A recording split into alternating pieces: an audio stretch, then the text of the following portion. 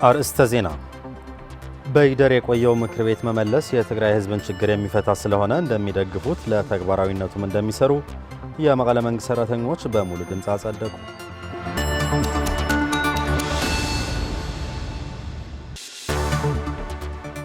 በትግራይ ህዝብ ላይ የሚነሱና እስካሁን ምላሽ ያላገኙ መሰረታዊ ጥያቄዎች እንዲመለሱ የትግራይ ምክር ቤት ወደ ቦታው መመለስ ወሳኝና ተቀባይነት ያለው ነው ሲሉ የአክሱም ከተማ የንግድ ማህበረሰብ ገለጹ።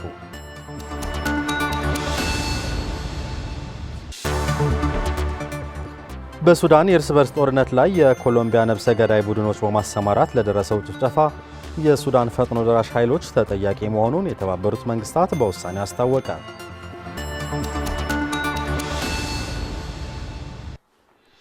ጤና ይስጥልን ተመልካቾች፣ ከትግራይ ቴሌቪዥን የሚተላለፍ የአማርኛ ቋንቋ ዜናችን አሁን ጀምሯል። አብራችሁን ቆዩ። የመቀለ የመንግስት ሰራተኞች የህወሓት ማዕከላዊ ኮሚቴ የወሰነው ውሳኔ የትግራይ ህዝብን ችግር የሚፈታ ስለሆነ እንደሚደግፉትና ለተግባራዊነቱም በአንድነት እንደሚሰሩ በሙሉ ድምፅ አጽድቀዋል። የኢትዮጵያ መንግስት የተለያዩ አገልግሎቶች ክልከላና ከበባ በማድረግ ተፈናቃዮች ወደ ቀያቸው ባለመመለስና የትግራይ ሉዓላዊ ግዛት ባለማረጋገጥ የፕሪቶሪያ ስምምነት መፍረሱና መጣሱ እንደማሳያ ሊወሰድ ይችላል ሲሉም የመንግስት ሰራተኞቹ ተናግረዋል። ታደሰ ልጃለም ተጨማሪ አለው። ህዝባዊ መንግስታችን ለሉዓላዊነታችን በሚል መሪ ቃል የመቀለ ከተማ አጠቃላይ መንግስት ሰራተኞች በተገኙበት የህወሓት ማዕከላዊ ኮሚቴ የወሰነው ውሳኔ እንደሚደግፉት በሙሉ ድምፅ አጽድቀዋል። ውሳኔው የትግራይ ህዝብ ችግር የሚፈታ በስቃይና መከራ የሚገኙ ተፈናቃይ ወገኖች ወደ ቀያቸው የሚመልስ ነው ሲሉ የገለጹ ተሳታፊዎቹም የህወሓት ማዕከላዊ ኮሚቴ ምክር ቤቱን ወደ ነበረበት ለመመለስ የወሰነው ውሳኔ ተቀባይነት ያለውና ወቅታዊ መሆኑና ህዝቡን ካለፈው የጥፋት ስጋት ለመመከትና ህልውናን ለማረጋገጥ ምክር ቤት ሊኖረው እንደሚገባም አስገንዝበዋል። እንዲያም ደንጉን ተዘይኮይኑ አብዛ ሰዓት በዚህ ዝደራደር ትግራይ ክልል ኢሌውና ያምንን ናይ ህልውናን ጉዳይ ስለዚህ አሁን ላይ በትግራይ ህዝብ እየተወሰነ ያለው ውሳኔ ከመዘግየቱ ውጭ የማንኛውም ትግራዊ ፍላጎት ነው ብዬ ነው የማምነው። ምክንያቱም የህልውና የመኖርና ያለመኖር ጥያቄ በመሆኑ እንዲሁም ትግራይ በቀጣይ የመቀጠልና ያለመቀጠል ጥያቄም በመሆኑ ስለዚህ ትክክለኛ ውሳኔ በመሆኑ እደግፈዋለሁ። የድርድር አቅማችን ከፍ ሊያደርግ ይችላል። ምክር ቤቱ መመለሱ ቢያንስ ሁሉም ህዝብ አምኖ ከተቀበለው ሚኒማ ህዝብ ያመነበት የሆነ ስትራክቸር ይኖራል ብለን እናስባለን። ቢያንስ ግን ሶስተኛው ወይም ደግሞ አካውንታቢሊቲ የሚያረጋግጠው ወይም ደግሞ ተቆጣጣሪው አካል ወደ ቦታው መጥቶ ይህንን ነገር የህዝብ ውክልና ይዞ ኢንፋክት ምክር ቤቱ ላይ ወይም የሚቋቋመው ካቢኔ ላይ ብዙ ሀሳብ ሊሰጥ ይችላል። በምን አይነት መንገድ መቋቋም አለበት የሚል ግን ቢያንስ ለተሻለ የድርድር አቅም የሚወስደንና የነበሩት አሁን ያሉት ችግሮች የሚፈቱበት ይሆናል ብዬ አስባለሁ። ቅድም ሕዚ ካብ ዝፍረም ናብ ከባቢ 3-4 ዓመት ገይሩ ኣሎ ኣብ ህዝቢ ትግራይ ዞም ጸለውጥ ግን የለን። የፕሪቶሪያው ስምምነት ከተፈረመ 3 ዓመታት አልፏል። ለትግራይ ህዝብ ግን ያመጣለት ለውጥ የለም። ስምምነቱ ሲፈረም ተኩስ እንዲቆም ብቻ ሳይሆን የትግራይ ህዝብ ከጦርነቱ በፊት ወደ ነበረበት በሁሉም ዘርፍ እንዲመለስና እንዲያገግም የተደረገ ስምምነት ነው። ተግባር ላይ ግን ምንም አይነት እርምጃ አልታየም። አሁንም የትግራይ ህዝብ በከፍተኛ ችግር ውስጥ ነው ያለው። ህዝባችን በረሃብ እያለቀ ነው። የነዳጅ ባንክና ሌሎች አገልግሎቶች ተከልክሏል። ወጣቶች እየተሰደዱ ነው፣ በየበረሃው እየተገደሉ ነው። ስለሆነም እነዚህ ከላይ የተጠቀሱ ችግሮች አፋጣኝ መፍትሄ እንዲያመጣ ምክር ቤቱ መመለስ ወሳኝ ነው። የኢትዮጵያ መንግስት በጀት የመንግስት ሰራተኛ ደሞዝ መከልከልና የተለያዩ አገልግሎቶች ክልከላና ከበባ በማድረግ ተፈናቃዮች ወደ ቀያቸው አለመመለስና ለብዙ ስቃይና መከራ እንግልት መዳረግና እነዚህ ነገሮች አለመመለስ የፕሪቶሪያው ስምምነት መፍረሱና መጣሱ እንደማሳያ ሊወሰድ ይችላል ሲሉ የመንግስት ሰራተኞቹም ተናግረዋል። ኮሚልና በዚህ ዓላማ ተደራዲርና ውዕል ፕሪቶሪያ ፈሪምና እንትነብቅዕውን ናልባትውን ስርዓት ብልጽግና ከመላገጽ ይገርዎ በስምምነቱ ቢያንስ በ6 ወራት ውስጥ ፖለቲካዊ ውይይቶች መደረግ አለባቸው። ከአንድ ዓመት በኋላም ወደ ትክክለኛ ምርጫ መገባት ይገባል ይላል። ከመከላከያ ሰራዊት ውጭ ያለ ኃይሎች መውጣት እንዳለባቸው፣ የትግራይ ሉዓላዊ ግዛትም ወደ ቀድሞ መመለስ አለበትም ይላል። ይህንን ሁሉ ግን አልተተገበረም። በትግራይ በኩል ለሰላም ጥብቅ ጉጉት ስላለው እነዚህ እንዲፈጸሙ ጥሪ ሲያቀርብ ቆይተዋል። ሰራዊቱም በዲዲአር እንዲያፈርስ ጥረቶች አድርገዋል። ላለፉት 2-3 ወራት የሰራተኞችን የጥቅማ ጥቅም ክፍያ መክፈል አልቻልኩም። የ2 ወር ደግሞ ደሞዝ መክፈል አልተቻለም፣ ያሁኑን ጨምሮ ማለት ነው። ስለዚህ በእንደዚህ አይነት ሁኔታ አሁን የፈለገው አይነት ፖለቲካል ዲፈረንስ ወይም ደግሞ ልዩነት ቢኖርም ያው ሲቪል ሰርቫንት ባይ ዲፎልት ማንኛውም ሁኔታ ላይ የሚያገለግል ተቋም ነውና ይሄንን ነገር መከልከል የለበትም ብዬ አምናለሁ። እስካሁን የካቲት ወር ብቻ ነው የተከፈለው። አንዳንዱ እንደውም 50% ብቻ የተከፈለውም አለ፣ ጠቅላላም ያልተከፈለውም አለ። እንደዚህ አይነት ችግር አሁንም ሊያጋጥመን አልጠበቅንም። ከመስከረም በኋላ ምንም አይነት የመድኃኒት ሌሎች የስራ ማስኬጃ በጀቶች የሉንም ማለት ነው። የበጀት እጥረት አለ፣ ግን ለስራ ማስፈጸሚያ የሚሆን በተለይ ካሽ የለም። ለህፃን የሚቋጠር ምሳ እስኪታጣ ድረስ ካሽ ስለሌለ ደሞዝ እንኳን በገባበት ሰዓትም የተወሰነችም ይዞ ምንም ማድረግ አይቻልም። የመንግስት ሰራተኞች አያይዘውም የህወሓት ማዕከላዊ ኮሚቴ ከብልጽግና መንግስት ጋር ያለውን ልዩነት በንግግርና በውይይት እንዲፈታ ያሳለፈው ውሳኔ እንደሚደግፉ የገለጹ ሲሆን የኢትዮጵያ መንግስት ለሰላም ዝግጁ እንዲሆንና ያሉ ችግሮች በንግግርና በውይይት እንዲፈቱም ተፈናቃዮች ወደ ቀያቸው እንዲመለሱም የትግራይ ግዛት አንድነትና ሉዓላዊነት እንዲረጋገጥ በስምምነቱ መሰረት እንዲፈጸምና ተግባራዊ እንዲሆን ጠይቀዋል። ያሉት ያልተፈቱ ችግሮችም ሁልጊዜ ሰው ከኢጎ ከወጣ ከእልህ ከወጣ ቁጭ ብሎ ጠረጴዛ ውስጥ የማይፈታ ነገር የለም ብዬ አስባለሁ።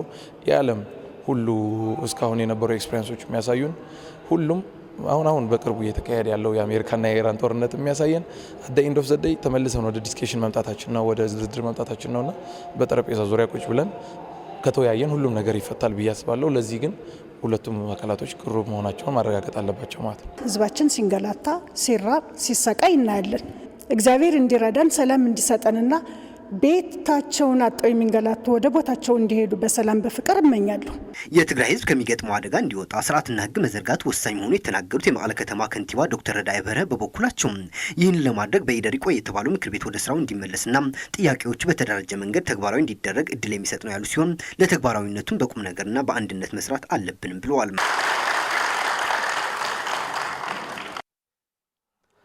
ትግራይ አሁን ካለችበት ሁኔታ እንድትወጣና ፍትህ እንዲረጋገጥ በኢደር የቆየው ምክር ቤት ወደ ስራ መመለስ የላቀ ድርሻ ይኖረዋል ሲሉ የቀዳማዊ ወያነ ክፍለ ከተማ የመንግስት ሰራተኞች ተናገሩ። ተሳታፊዎቹ ለተግባራዊነቱና ሰላምን ለማረጋገጥ በሚደረግ ጥረት ሁሉም የሚመለከተው አካል ሊረባረብ እንደሚገባም ጥሪ አቅርበዋል። ብርቱካን ጌታዬ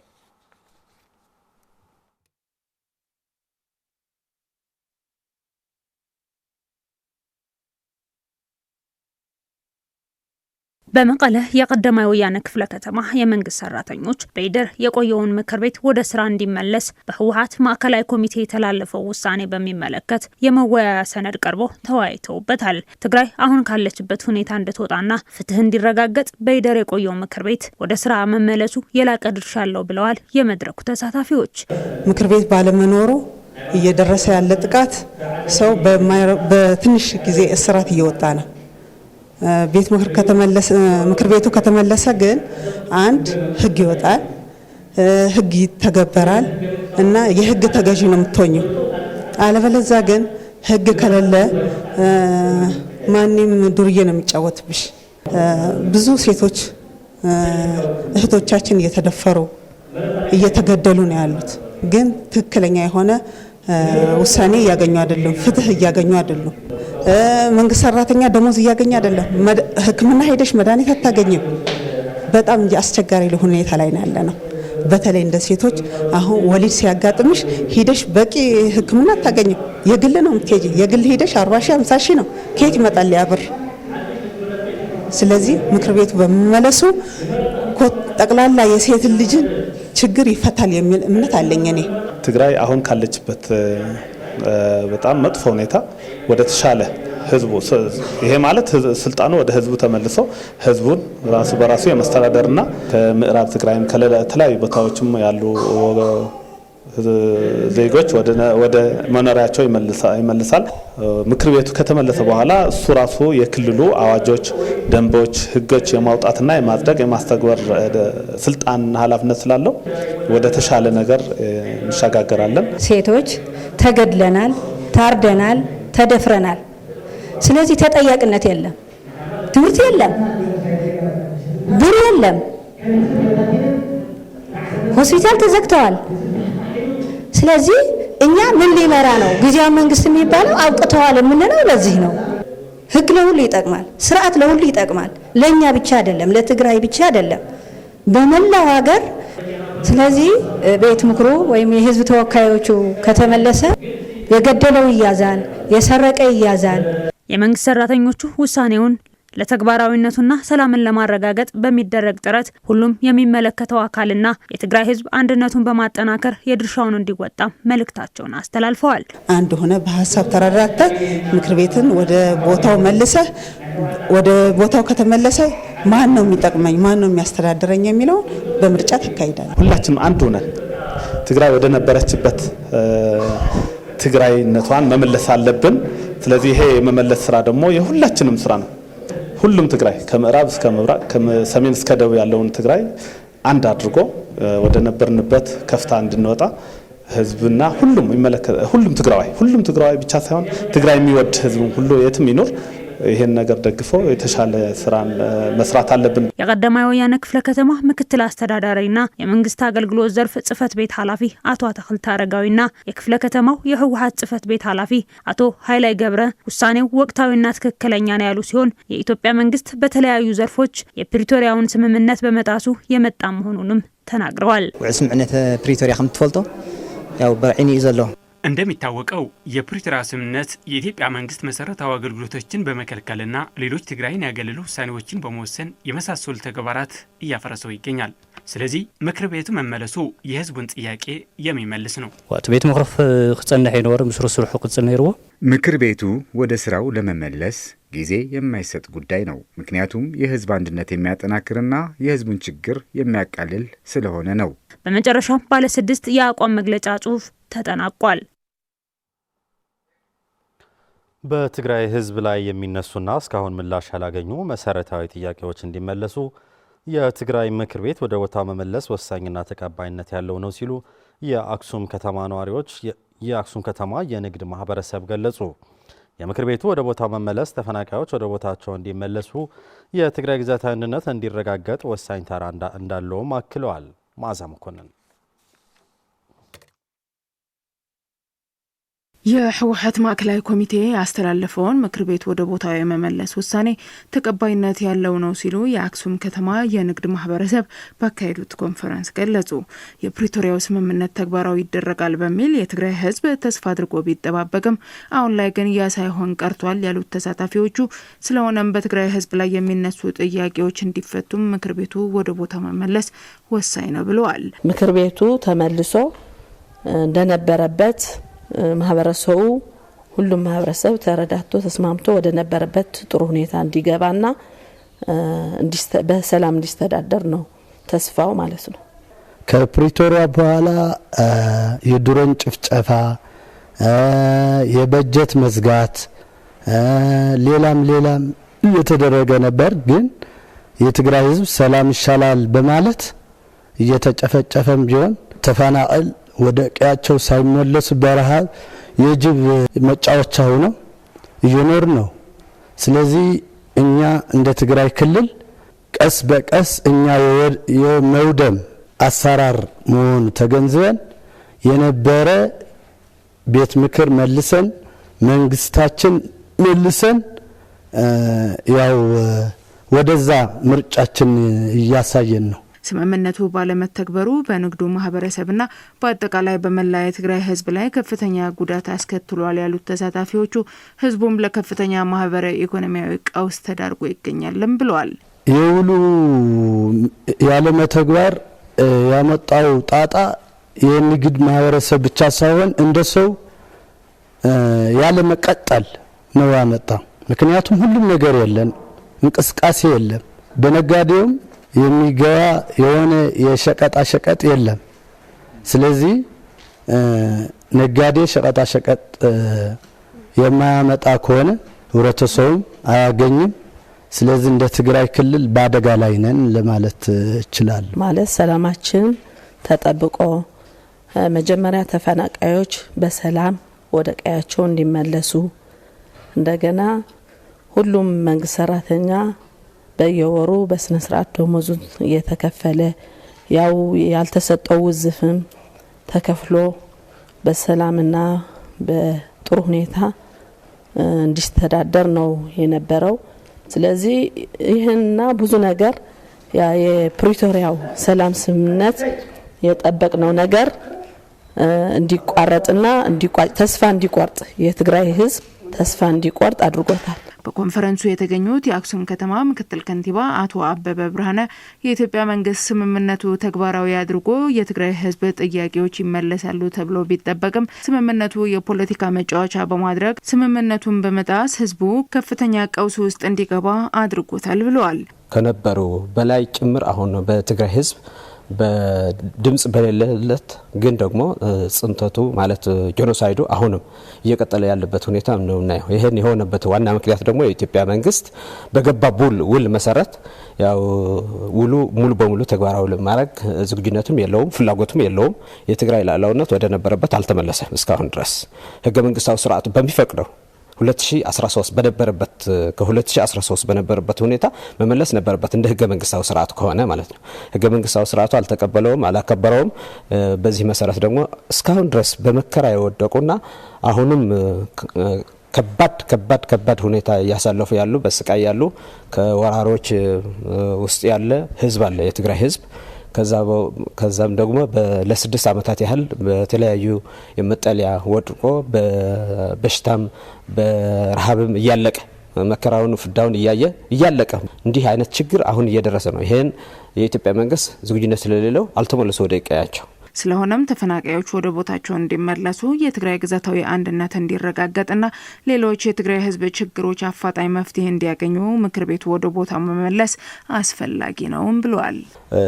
የትግራይ ህዝብ ይሁን እንደ መሪ ድርጅት ህወሓትም የፕሪቶሪያ ስምምነት ውል ፈራሚ ስለነበር በማዕከላዊ ኮሚቴ ተሰብስቦ እንዲህ አይነት ውሳኔ ማስተላለፉ ለትግራይ ትልቅ ተስፋ ነው ለህዝቡ ማለት ነው። በይደር የቆየው ምክር ቤት ወደ ስራው ይመለስ የሚለውን ውሳኔ እንደሚቀበሉት የውቅሮ ከተማ የንግድ ማህበረሰብ ገለጹ። የውቅሮ ከተማ ከንቲባ በበኩላቸው የትግራይ ችግርን ለመፍታት በይደር የቆየው ምክር ቤት መመለስ ወሳኝ መሆኑን አስምረውበታል። የአበባ ጽጋብ ዘገባ ነው። ሙሉ ብርሃን ዳርጌ አዘጋጅተዋለች። የትግራይ ህዝብ ህዝባዊ ሉዓላዊነቱን ለማስከበር ለዘመናት መስዋዕትነት ሲከፍል የመጣ ህዝብ መሆኑን የገለጹት የውቅሮ ከተማ የንግድ ማህበረሰብ ቢሆንም ግን በጠላት ኃይሎች ሴራ ምክንያት ለ3 ዓመታት ያክል እንዲበታተን ተስፋ እንዲቆርጥ የማድረግ ስራ እንደተሰራበት ይህም በድምፅ አልባ ጦርነት እንዲያልቅ እየተደረገ መሆኑን ገልጸዋል። በመሆኑም የትግራይ ህዝብ ካጋጠመው የተወሳሰበ ችግር እንዲወጣ በይደር የቆየውን ምክር ቤትና መንግስት ወደ ስራው ሲመለስ መሆኑንም ገልጸዋል። መንግስት ዝበሃል ህዝቢ መንግስት ዘብሎ ቤት ምክርን ታሊቦ ብቻ መንግስት የሚያስብለው ምክር ቤት ሲኖር ብቻ ነው። ስለዚህ አሁን ያለን ብቸኛ አማራጭ ህዝባዊ መንግስት ወደ ቦታው መመለስ ነው። ይህ ማለት ህግ አውጪ፣ ህግ አስፈጻሚ፣ ተርጓሚ ያለው ማለት ነው። አሁን የተወሰነ ውሳኔ ትግራይ ህዝብ የተመለከተ ነው። ሀዘን ህና እንደለሲ እቱ ቤት ምክርና ቀድሞ ወላ ሰርሐ ይመጽዩ አሁን እኛ የምንፈልገው ቀድሞም ሲሰራ የመጣ ምክር ቤት ወደ ስራው መመለስ ነው። አሁንም እንደተለመደው ወደ ስራው ይመለስና አስፈላጊውን ትብብር እናደርጋለን። ካፍተ መርባዕተ መማረጺ ተወንዚፉ ዝነበረ ምክር ቤትና ወይ ከዓ መንግስትና ናብ ቦታ ይመለስ ዝብል አን خስምረሉ ከቀረቡት 4 አማራጮች በይደር የቆየውን መንግስት ወደ ስራው ይመለስ የሚለው ነው። ለምን የትግራይ ህዝብ ምክር ቤት ካለ 3 የመንግስት አካላት ይኖሩታል ማለት ነው። በተወሰኑ የካቢኔ አባላት ብቻ የሚወሰን የትግራይ ህዝብ መብት አይኖርም ማለት ነው። የውቅሮ ከተማ አስተዳደር ከንቲባ አቶ ሙሉ ማሩ በፌዴራል መንግስት በተደጋጋሚ እየተጣሰ የመጣውን የፕሪቶሪያ ስምምነት ከእልቂት ሊያድነን ባለመቻሉ ህዝብን አቀናጅቶ ሊመራ የሚችል ህዝባዊ መንግስታችን በአፋጣኝ ስራውን ሊጀምር ይገባልም ብለዋል። 3 ዓመት ከም ትሕዝ ንሪኦ ዘለና ካብ እዋን ናብ እዋን እቶታት ህዝብ ትግራይ ኣብ መመላስ ዘይኮነስ 3 ዓመታት ያክል የትግራይ ህዝብ ጥያቄዎችን በመመለስ ሳይሆን በተለይም ተፈናቃዮች በመመለስ ግዛታዊ አንድነት በማረጋገጥ የደቀቀውን የትግራይ ኢኮኖሚ በተለይም የንግዱ ማህበረሰብ ችግር በመፍታት ሳይሆን በሚሊዮኖች የሚቆጠረውን በብድር በወለድ ላይ ወለድ የተደራረበበት በችግር ላይ ይገኛል። ለዚህም ነው ምክር ቤቱን መንግስት ወደ ስራው ይመለስ የምንለው። በህወሓት ማዕከላዊ ኮሚቴ በህዝብ የተመረጠውን ህዝባዊ መንግስት ወደ ስራው ይመለስ የሚለውን ውሳኔ የውቅሮ ከተማ የንግድ ማህበረሰብ በሙሉ ድምጽ ድጋፋቸውን አሳይተዋል። ከውጭ የሱዳን ጦር ኃይል በወሰደው መጠነ ሰፊና ተከታታይ ወታደራዊ ጥቃቶች በፈጥኖ ደራሽ ኃይል አርኤስኤፍ ላይ ከባድ ኪሳራ ማድረሱን ገለጸ። ጦሩ በብሉ ናይል፣ ኮርዶፋንና ዳርፉር ለተከታታይ 3 ቀናት በፈጥኖ ደራሽ ኃይል ላይ በወሰደው የማጥቃት ዘመቻ ከፍተኛ ድል ማስመዝገቡን ገልጿል። ሰለሞን አስመላሽ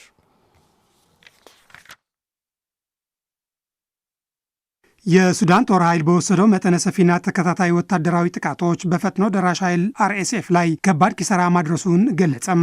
በሱዳን ጦር ኃይል ቃል አቀባይ ትናንትና በተሰጠው መግለጫ በምዕራብ ኮርዶፋን 10 ታንኮች፣ በርካታ የጦር ተሽከርካሪዎች ወደ ምስራቅ አቅጣጫ በማንቀሳቀስ በፈጥኖ ደራሽ ኃይል ላይ መጠነ ሰፊ ጥቃት መክፈቱን ገልጸዋል። የሱዳን ጦር ኃይል በዚህ ጥቃት 10 ታንኮች፣ 6 ብረት ለበስ ተሽከርካሪዎችና 18 የጦር ተሽከርካሪዎች ማውደሙንም ገልጸዋል። ውጊያው እስካሁን ድረስ ቀጥሎ እየተካሄደ መሆኑን የገለጸው የሱዳን ጦር ኃይል በርካታ የፈጥኖ ደራሽ ኃይል RSF ተዋጊዎች ተበትነው ከባድ ኪሳራ ማስተናገዳቸውም ገልጸዋል።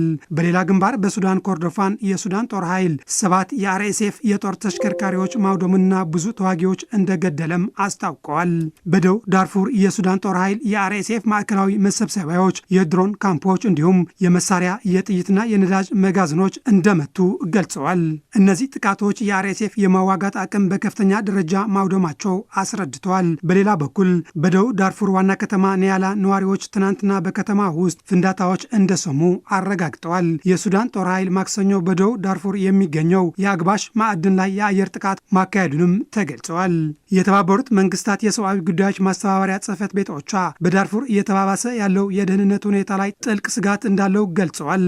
በመሆኑም በንጹሐን ዜጎች ላይ እየደረሰ ያለው ከባድ ጉዳት እየቀጠለ መሆኑ አስጠንቅቋል። ኦቻ በዛሊንጌይ ደቡብ ምዕራብ ዱኮን ላይ የድሮን ጥቃት ተፈጽሞ ከ10 በላይ ንጹሐን ዜጎች መገደላቸውና ብዙዎች መቁሰላቸውንም አስታውቋል። በመጨረሻ በሱዳን የእርስ በርስ ጦርነት ላይ የኮሎምቢያ ነብሰ ገዳይ ቡድኖች በማሰማራት ለደረሰው ጭፍጨፋ የሱዳን ፈጥኖ ደራሽ ኃይሎች ተጠያቂ መሆኑን የተባበሩት መንግስታት በውሳኔ አስታወቀ። በተባበሩት መንግስታት የጸጥታው ምክር ቤት የእንግሊዝ አምባሳደር ባቀረቡት ሞሽን የተላለፈ ውሳኔ የፈጥኖ ደራሽ ኃይሎች አስተባባሪ ጀነራል ሐምዳን ዳጋሎ ወንድም አልጎኒ ሐምዳን ዳጋሎ ሙሳ ተጠያቂ መሆኑን አረጋግጧል። የኮሎምቢያ ነብሰ ገዳይ ቡድን እንዲሁም ጦርነቱን የሚያባብሱ የጦር መሳሪያዎችን በማስተላለፍ የተከሰሰው አልጎኒ ዳጋሎ ሙሳ በኮሎምቢያ ከሚገኙ ግብረ አበር ድርጅቶች በጋራ ማዕቀብ ተጥሎባቸዋል። በፈጥኖ ደራሽ ኃይሎች አስተባባሪነት ወደ ሱዳን የገቡ እግረኛ ወታደሮች፣ የከባድ መሳሪያና የድሮን ባለሙያዎች እንዲሁም ወታደራዊ ቴክኒክና ስልት አሰልጣኞች በሱዳን ምድር ላይ ግፍ ሲፈጽሙ በቪዲዮና ፎቶ የተደገፈ ማስረጃ መገኘቱን የእንግሊዝ ተወካይ አብራርቷል። በዋና ከተማዋ ካርቱም ጨምሮ በሱዳን የተለያዩ አካባቢዎች የኮሎምቢያ ነብሰ ገዳዮችን ከሱዳን ፈጥኖ ደራሽ ታጣቂዎች በመሆን ወንጀል መፈጸማቸው ያሳየው ሪፖርቱ በወንጀለኞቹ ላይ የእንቅስቃሴና የንብረት እገዳ እንደተላለፈባቸውም ሮይተርስ ዘግቧል።